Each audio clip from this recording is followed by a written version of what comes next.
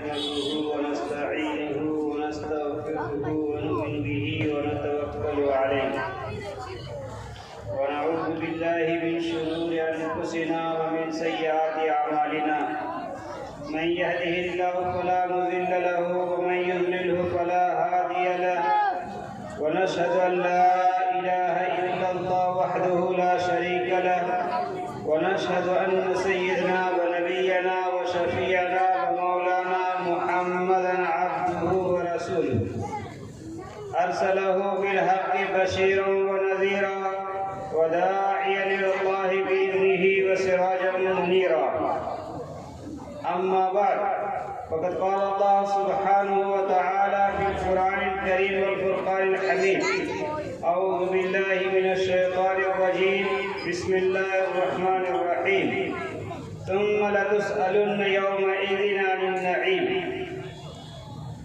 وقال النبي صلى الله عليه وسلم من رأى منكرا فليغيره بيده ومن لم يستطع فبلسانه ومن لم يستطع فبقلبه وذلك أضعف الإيمان وقال النبي صلى الله عليه وسلم المسلم كجسد واحد أو كما قال عليه الصلاة والسلام.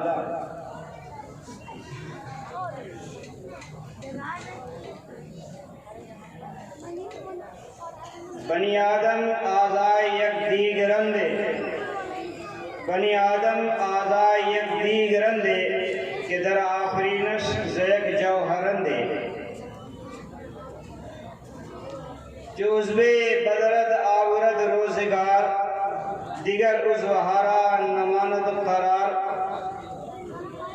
تو کز محنت دیگرہ بیگمی نشایت کے نامت نہند آدمی. محترم بزرگوں اور دوستوں، دینی بھائیوں، پردہ نشین ماں اور بہنوں، اللہ رب العزت نے ہم سب کو نبی آخر الزمان محمد عربی صلی اللہ تعالی علیہ وسلم کی امت میں پیدا فرمایا ہے. نبی کی امت یہ آخری امت ہے اور قیامت تک باقی رہنے والی امت ہے. اللہ رب العزت نے اس امت محمدیہ پر بے شمار انعامات کیا ہے. بہت ساری نعمتوں سے اللہ رب العزت نے اس امت کو نوازا ہے. اللہ کی جو نعمتیں ہمارے اوپر ہیں، اللہ رب العزت کے جو انعامات ہمیں ملے ہیں، اللہ رب العزت نے جن جن چیزوں سے ہمیں نوازا ہے، یقین جانیے کہ کل قیامت کے دن ہمیں ان نعمتوں کے بارے میں سوال ہوگا. ہمیں ان نعمتوں کے بارے میں اللہ رب العزت ہم سے پوچھیں گے.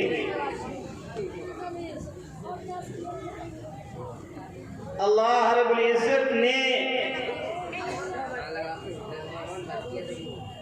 ہر ایک جسم کے اندر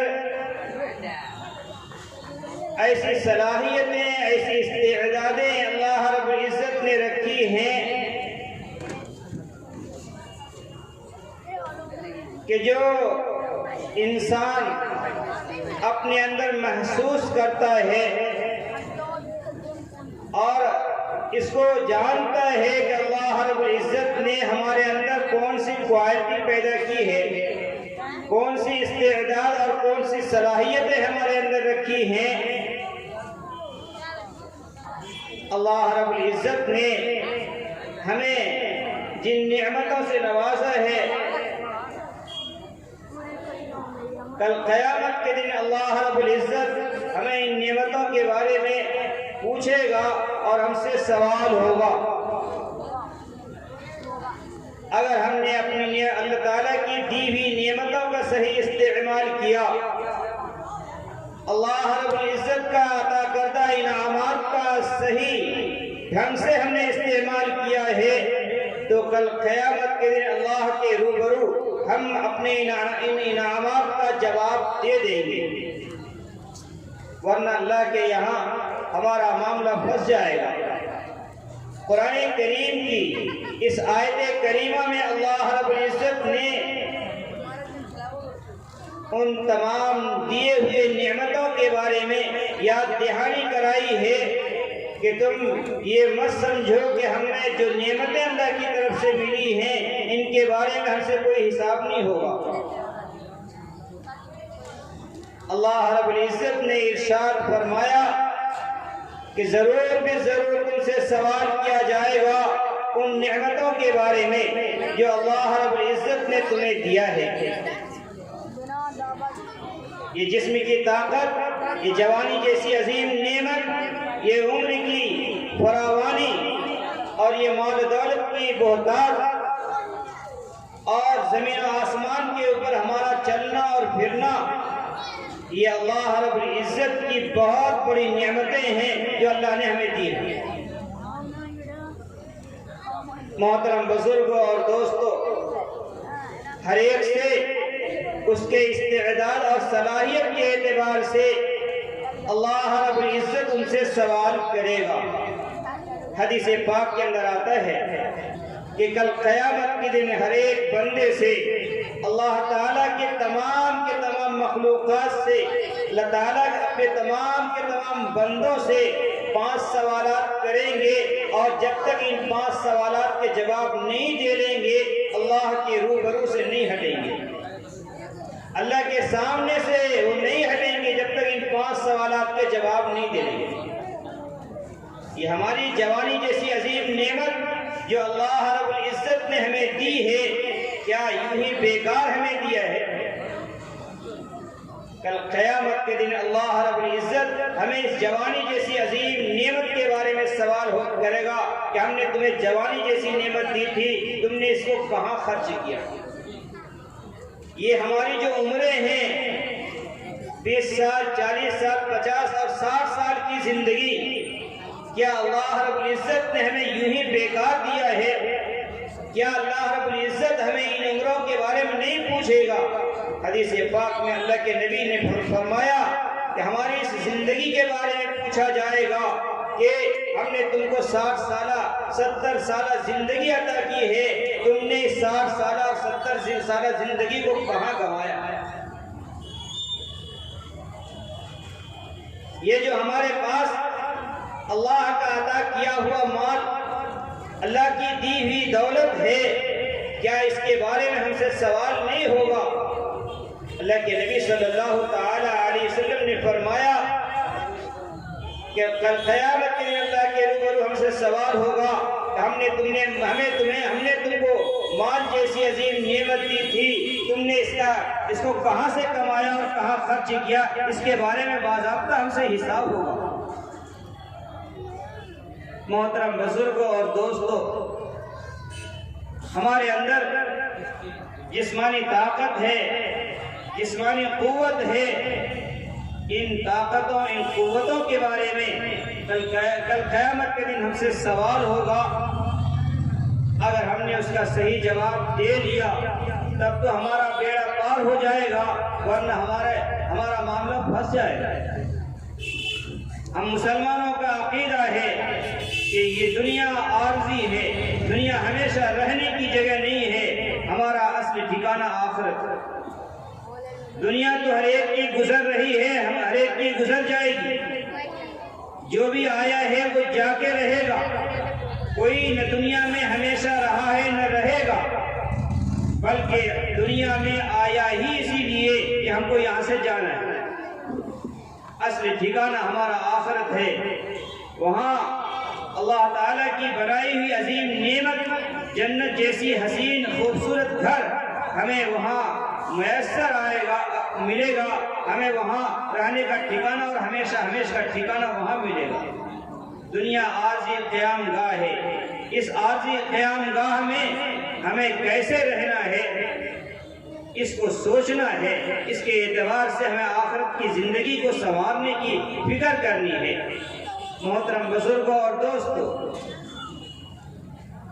آج جو ہمارے یہاں اور پوری دنیا کے اندر مسلمان پریشان حال ہے، ان کی پریشانیوں پر اگر غور کریں گے تو آپ کو یہ بات روز روشن کی طرح آیا نظر آئے گی کہ مسلمانوں نے کے اندر جو پریشانیاں آ رہی ہیں یہ ان کے اعمال اور ان کے اپنے کرتوت کی بنیاد ہے۔ آج مسلمان ووٹر لسٹ کے اعتبار سے تو مسلمان شمار ہو رہا ہے، لیکن حقیقی اعتبار سے اگر دیکھا جائے تو ہمارا ایمان توحید پر نہیں ہے، ہمارا ایمان رسالت پر نہیں ہے، ہمارے یقین آخرت پر نہیں ہے، ہمارا یقین مرنے کے بعد والی زندگی پر نہیں ہے۔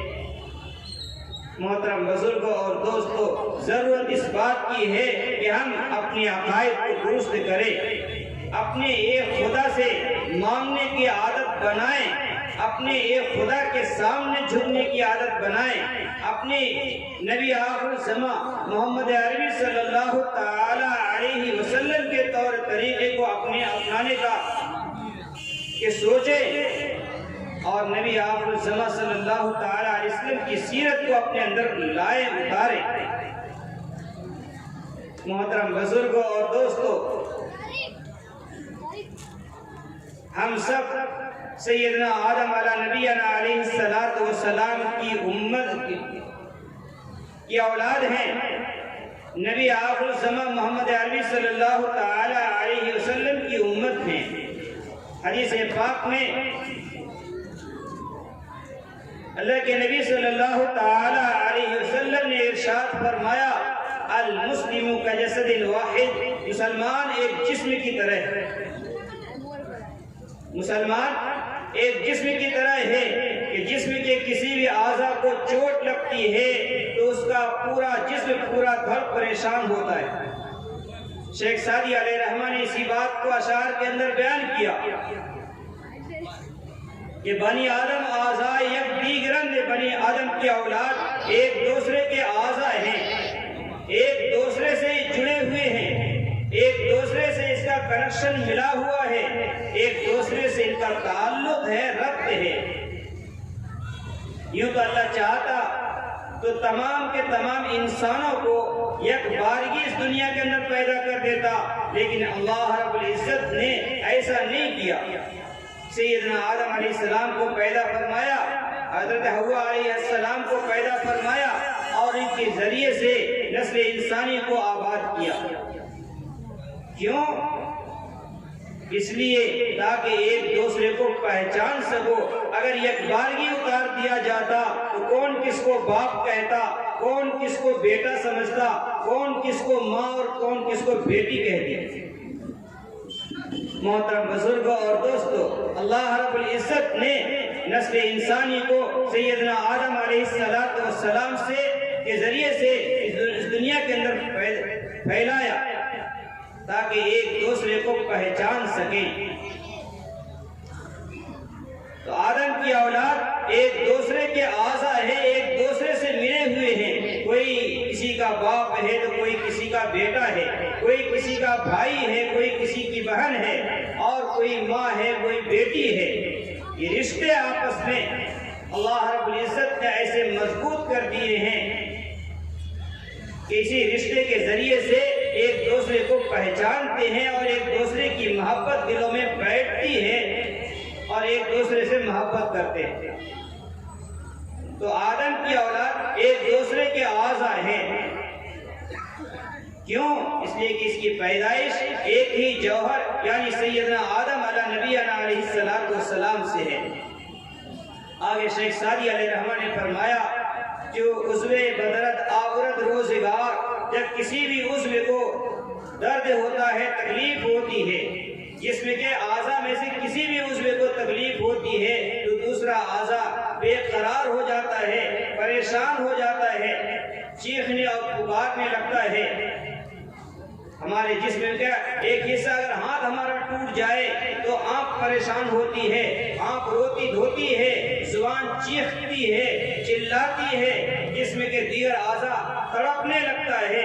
ان کو حالانکہ تکلیف ہاتھ کو ہے، چوٹ ہاتھ کو لگی ہے، ٹوٹا ہاتھ ہے، لیکن جسم کا دیگر اعضاء پریشان ہوتا ہے۔ آخر اس کی وجہ کیا ہے؟ ان کو اپنے اعضاء سے محبت ہے، ان کو اپنے تعلق والے سے محبت ہے، ان کو اپنے دیگر عضو سے تعلق اور کنیکشن ان کا جڑا ہوا ہے، اس لیے بے چین ہو جاتا ہے۔ جو عضو بدرت آورت روزگار، دیگر عضو ہارا نمانت قرار، دوسرے عضووں کو قرار اور اطمینان نہیں ہوتا۔ شیخ سعدی علیہ رحمہ نے آگے فرمایا، سکز محنت دیگرا بے غمی، نشایت کے نامت نہند آدمی۔ تو کیسا انسان ہے؟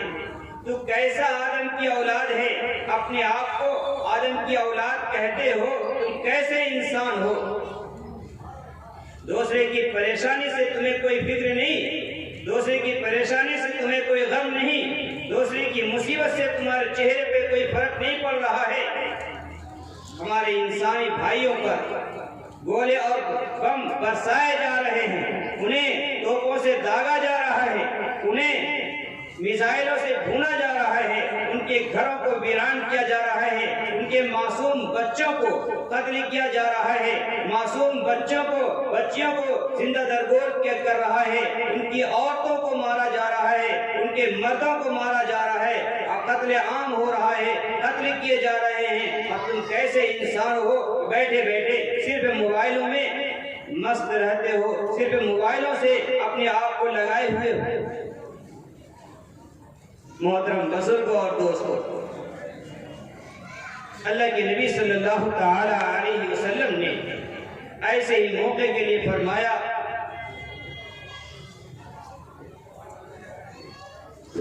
اللہ کے نبی صلی اللہ تعالی علیہ وسلم ارشاد فرماتے ہیں، من رأى منكم منكرا فليغيره بيده ومن لم يستطع فبلسانه ومن لم يستطع فبقلبه وذلك أضعف الإيمان۔ اللہ کے نبی صلی اللہ تعالی علیہ وسلم ارشاد فرماتے ہیں کہ اگر تمہیں کسی ناجائز کام کو، کسی برے کام کو ہوتے ہوئے دیکھو اور تمہارے اندر طاقت ہے، استطاعت ہے، تمہارے اندر صلاحیت ہے، اللہ رب العزت نے تمہیں جسمانی اور روحانی اور دنیاوی طاقتوں سے اللہ نے نوازا ہے، تو تم اس طاقت کے ذریعے سے اس برائی کو، اس ہونے والے خون ریزی کو تم روک دو۔ آگے اللہ کے نبی صلی اللہ تعالی علیہ وسلم نے فرمایا، اگر تم سے یہ نہ ہو سکے، اگر تم یہ نہ کر سکو، تمہارے اندر یہ طاقت نہیں ہے، تو دوسرا نسخہ تمہارے لیے ہے، فبلسانی، اپنی زبان سے کہو یہ ہو رہا ہے، غلط ہو رہا ہے، یہ ظلم زیادتی ہے، یہ انسانی جانوں کو قتل کرنا ہے، ہلاک کرنا ہے، برباد کرنا ہے۔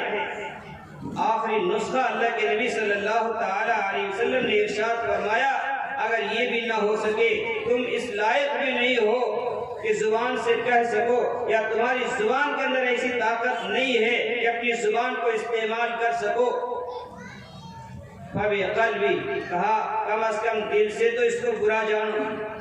اللہ کے نبی نے فرمایا، وَذَلِكَ عَذَابُ الْإِيمَانِ، یہ ایمان کا سب سے آخری درجہ ہے۔ اگر یہ بھی ہمارے دلوں کے اندر نہ آئے تو ہم کہاں پہنچ جائیں گے، آپ سوچ سکتے ہیں۔ محترم بزرگوں اور دوستوں، اسی حدیث کے کو بیان کرتے ہوئے حضرت شیخ علامہ اکرام علی صاحب نور اللہ مقدہ نے فرمایا تھا کہ اللہ کے نبی صلی اللہ تعالی علیہ وسلم نے اس حدیث کے اندر 3 باتیں ارشاد فرمائی ہیں، اور یہ 3 الگ الگ طبقے کے لوگوں کے لیے۔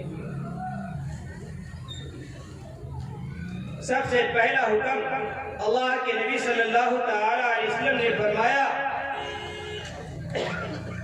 کہ ظلم ہوتے ہوئے دیکھ لو، برائی ہوتے ہوئے دیکھ لو، تو اگر تمہارے اندر طاقت ہے تو اپنے ہاتھ سے روکو۔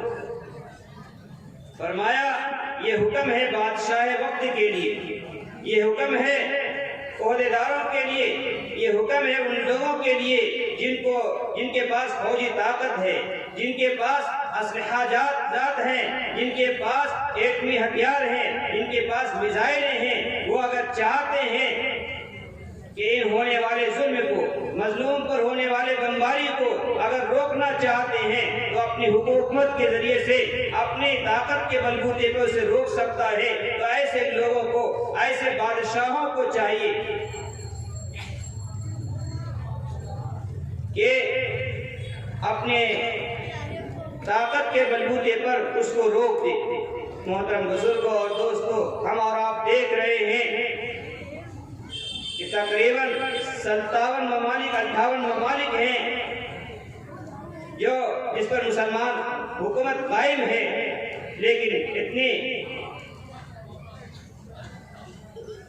ظلم و زیادتی ہونے کے باوجود سب خاموشی تماشائی بنے بیٹھے ہیں اور سب اپنی زبانوں کو بند کیے ہوئے، اپنی تمام تر طاقتوں کو اپنے اندر سمیٹے ہوا ہے۔ محترم بزرگوں اور دوستوں، اللہ کے نبی صلی اللہ تعالی علیہ وسلم نے جو دوسرا نسخہ بتلایا ہے کہ اگر یہ طاقت تم استعمال کرنے کے لائق نہیں ہو، یا تمہارے اندر یہ طاقت نہیں ہے، یا تم اپنے آپ کو بالکل نہتے سمجھ رہے ہو، کمزور سمجھ رہے ہو، تمہارے اندر ایسی صلاحیت نہیں ہے کہ تم ہاتھ سے روک سکو، تو دوسرا نسخہ تمہارے لیے ہے، وہ ہاتھ سے زبان سے روکنے کی۔ حضرت شیخ فرماتے ہیں یہ دوسرا نسخہ ہے علماء کرام کے لیے، یہ دوسرا نسخہ ہے علماء کرام کے لیے، جس کو اللہ تعالیٰ نے زبانی قوت دی ہے، زبانی صلاحیت دی ہے۔ ان کی ذمہ داری ہے کہ ایسی برائیوں کو، ایسے ہونے والے مظالم کو زبان کے ذریعے سے لوگوں کو باخبر کرے۔ یہ ظلم ہے، یہ زیادتی ہے، یہ انسان کشی ہے، انسانوں کو قتل عام کیا جا رہا ہے۔ محترم بزرگوں اور دوستوں، یہ تیسرا نسخہ حضرت شیخ نے فرمایا یہ عام مسلمانوں کے لیے ہے، عام مسلمانوں کے لیے ہے۔ عام مسلمان اپنے گھروں میں بیٹھے ہوئے راحت و آرام کی نیندیں جو لے رہے ہیں، کم از کم یہ تو دل سے برا جانے یہ جو ہو رہا ہے یہ ظلم و زیادتی ہے، یہ سراسر ظلم ہے۔ محترم بزرگوں اور دوستوں، ایسے ماحول میں ہم اور آپ کہاں بیٹھے ہیں؟ ہم اور آپ کس دنیا میں کھو رہے ہیں؟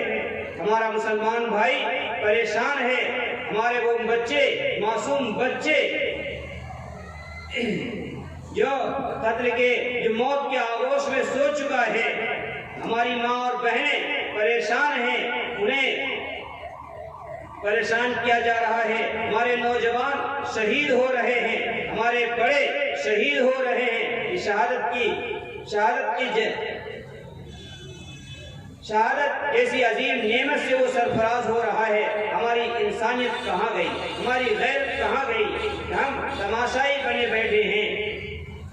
کم از کم اللہ رب العزت نے اگر ہمارے اندر یہ صلاحیت رکھی ہے، کم از کم ان مظلوم مسلمانوں کے لیے، ان شہداء فلسطینیوں کے لیے ہم اپنے گھر میں بیٹھے ہوئے دعا تو کر سکتے ہیں، اللہ تعالیٰ سے اپنے گناہوں کی معافی مانگ کر ان کے حق میں 2 آنسو تو بہا سکتے ہیں۔ ان مظلوموں کے لیے ہم اپنے رب کے سامنے، ہم اپنے خدا کے سامنے رو سکتے ہیں، گڑ گڑا سکتے ہیں، ان کے لیے مدد مانگ سکتے ہیں۔ اللہ تعالیٰ کے لیے کوئی چیز بعید نہیں ہے۔ تاریخ ہمارے سامنے ہے کہ اللہ جب کسی کی مدد کرنے پر آتا ہے، اللہ تعالیٰ جب کسی کو سربلندی عطا کرنا چاہتا ہے تو پھر ابابیل پرندے سے بھی کام لے لیتا ہے۔ اللہ تعالیٰ جب کسی چیز کی حفاظت کرنے پر آتا ہے تو چڑیوں سے بھی کام لے لیتا ہے۔ اللہ تعالیٰ جب کسی کو نوازنے پر آتا ہے تو منا پھاڑ کے دیتا ہے۔ محترم بزرگوں اور دوستوں، اللہ تعالیٰ نے ہمیں یہ نعمتیں دی ہیں، ہمیں ان نعمتوں کی قدر ضروری ہے۔ یہ صلاحیتیں، یہ استعداد، یہ ابھی جو ہمارے اندر جسمانی قوت ہے، یہ جسمانی قوت ہمارے ساتھ ہمیشہ نہیں رہے گی۔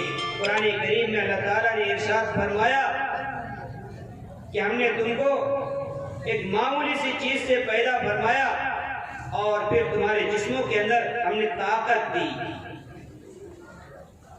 تمہارا جسم اس قابل نہیں تھا کہ تم اپنے ہاتھ سے کچھ کھا سکو، تمہارا جسم اس قابل نہیں تھا کہ تم اپنی طاقت سے چل سکو، تمہارے جسم کے اندر وہ قوت نہیں تھی کہ 2 قدم بھی چل سکو، لیکن اللہ رب العزت نے فرمایا ہم نے تمہارے اندر دھیرے دھیرے آہستہ آہستہ یہ طاقتیں دی۔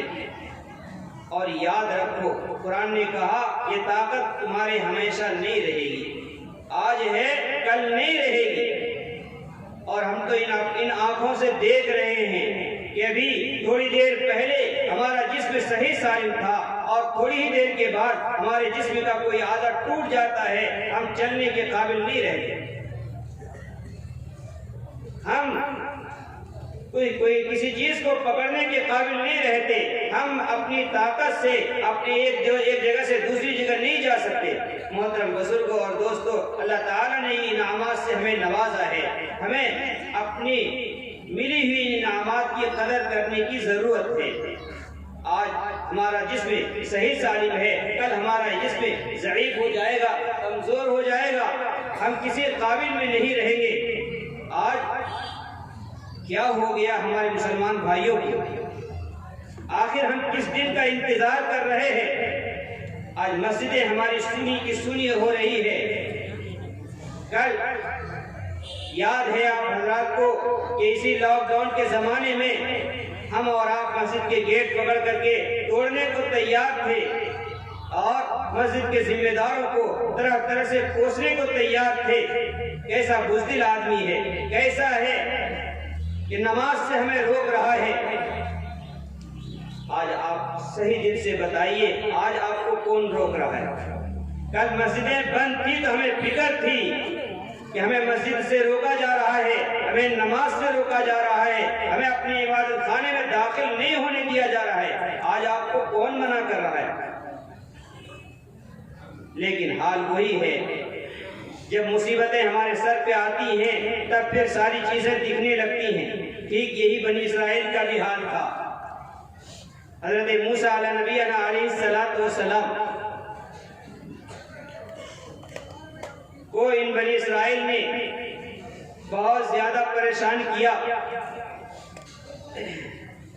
بہت زیادہ پریشان کیا۔ جب ان پریشانیوں سے زیادہ ہی ظلم و زیادتی ہونے لگی تو اللہ تعالیٰ نے ان کے اوپر عذاب مسلط کیا، طرح طرح کے عذاب کو دیکھتا تو کہنے لگتا ہے اے موسیٰ دعا کر دیجئے، اب ہم توبہ کر لیتے ہیں، اب ہم اپنے خدا کی عبادت کریں گے۔ اور پھر جو ہی وہ سزا، وہ عذاب ہٹ جاتا پھر بے فکر ہو جاتے۔ آج ہمارا بھی وہی حال ہے، جب کوئی مصیبت آتی ہے تو ہم مسجد کے دروازے کو توڑنے کے لیے تیار ہو جاتے ہیں اور جب مصیبت ہٹ جاتی ہے تو ساری چیزوں کو بھول جاتے ہیں۔ محترم بزرگوں اور دوستوں، یہ اللہ تعالیٰ کی بہت بڑی نعمت ہے۔ اگر ہم اللہ تعالیٰ کی نعمتوں کی ناقدری کریں گے تو قرآن کہتا ہے لَإِن شَكَرْتُمْ لَأَزِيدَنَّكُمْ وَلَئِن كَفَرْتُمْ إِنَّ عَذَابِي لَشَدِيدٌ۔ اگر تم میری نعمتوں کا شکر گزاری کرو گے تو میں تمہیں مزید دوں گا۔ وَلَئِن كَفَرْتُمْ إِنَّ عَذَابِي لَشَدِيدٌ، اور اگر ناقدری کرو گے تو پھر میرا عذاب بڑا سخت ہے۔ اللہ کی لاٹھی میں آواز نہیں ہے، کب کیسی لاٹھی اللہ کی چلے گی اور پھر کیسی مار ہمیں پڑے گی تو کہہ نہیں سکتے ہیں۔ اس وقت کا کہنا ہمارے لیے بہتر نہیں ہوگا۔ اللہ تعالیٰ سے دعا فرمائے، اللہ تعالیٰ ہم سب کو کہنے سننے سے زیادہ عمل کی توفیق عطا فرمائے۔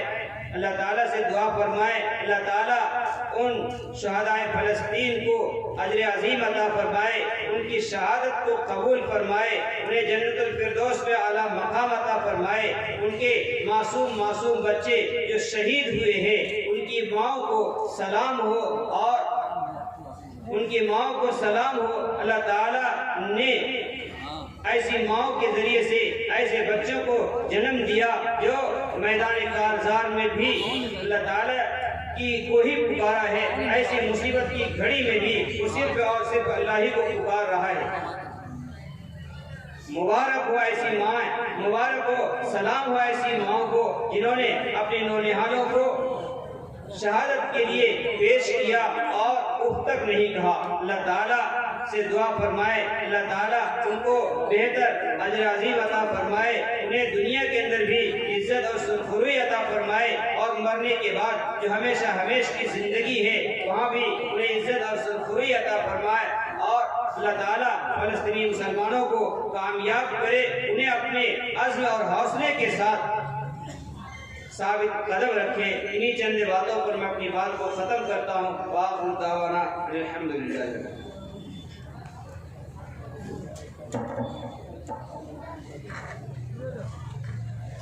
معزز حاضرین، ہمارے درمیان